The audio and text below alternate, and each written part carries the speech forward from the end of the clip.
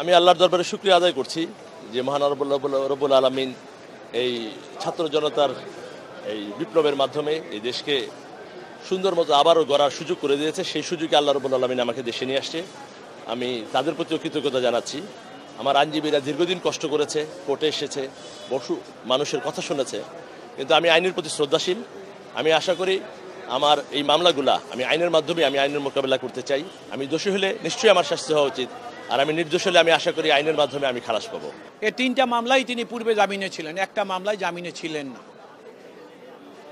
জামিন যেগুলোই ছিল সেগুলোর জামিন বাতিল হয়ে যায়, কারণ 2017 সনে এই যে পতিত সরকার, সেই সরকারের নির্যাতন জুলুমের কারণে তাকে দেশ থেকে চলে যেতে হয়েছিল। আর সে কারণেই তার 3 মামলায় যেটা জামিনে ছিল সেটা বাতিল হয়ে যায়, এবং আরেকটা মামলা পরবর্তী সময় ইনিশিয়েট করে দেশের বাইরে থাকার কারণে সেই মামলায় তিনি জামিন নিতে পারেননি। তো 3 যে মামলায় জামিনে ছিলেন সেই মামলায় তাকে জামিন দেওয়া হয়েছে, এবং নতুন মামলায় সেটাও তাকে জামিন দেওয়া হয়েছে, এবং এই মামলা এখন বিচারাধীন।